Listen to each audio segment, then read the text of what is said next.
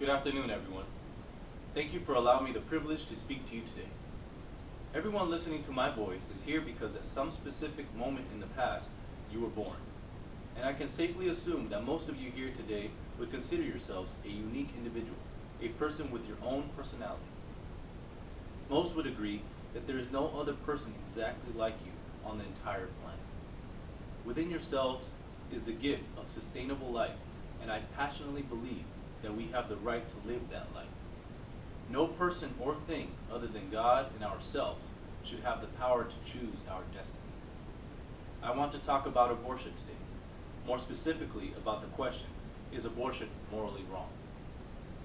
Answering the question whether abortion is morally wrong or not is a good start on addressing the issue of abortion.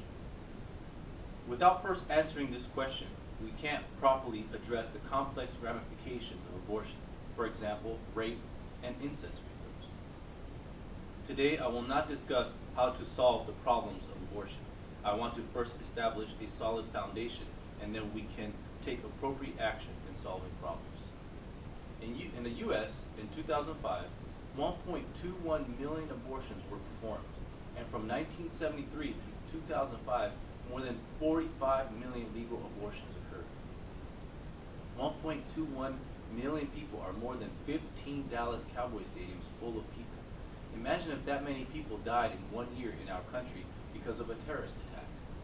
There was less than half of that number of American deaths in World War II.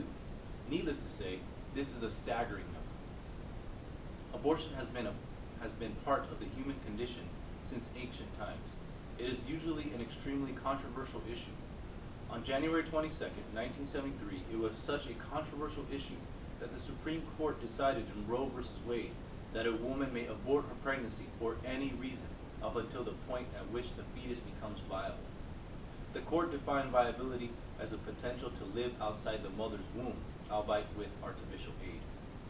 Although the Supreme Court decision addresses women's legal right to have an abortion, I feel, as do many, that it doesn't address the question if a woman has the moral right to have an abortion. In my opinion, somehow the court's decision doesn't satisfy the question whether the act of abortion is morally wrong or not.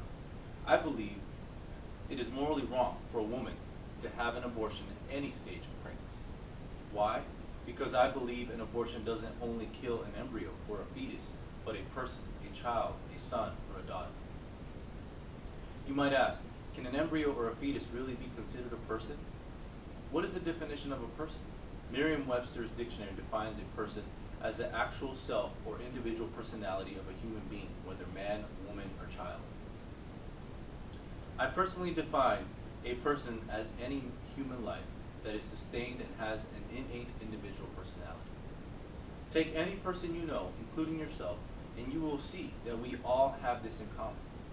Every person needs to sustain life on their own and with the help of another by providing food, water, and shelter. Life requires being sustained by loving yourself or by the love of another. And we all have innate individual personalities. As stated earlier, I think most would agree that we are all unique individuals. Using this definition, can we define an embryo or a fetus as a person? I believe we can. Is a human embryo or fetus human? Yes. Is a human embryo or fetus alive? Yes. Is a life sustainable? Yes. Does a human embryo or fetus have within itself an innate individual personality and therefore have within itself the potential to develop that individual personality? I believe yes. Therefore, the human embryo or fetus is a person. Another way to understand if an embryo or fetus is a person is by looking at the principle that a person is a human living organism. A person ceases to exist when the human living organism dies. Then it makes sense to say that a person begins to exist when a human organism begins to live. Is a human embryo a human living organism? Yes. Therefore, the human embryo is a person. Now I pose the question, is it morally wrong to kill a person? The question is almost insulting, isn't it? The basic human conscience would tell us that killing a person is wrong. We all feel that in our heart. Why don't we listen to our conscience when it comes to abortion? because we have somehow justified abortion by reasoning in our minds that an embryo or fetus is not a person. You might argue that a woman has the right to have an abortion because the embryo or fetus is within her and completely dependent of her. This is a fallacy.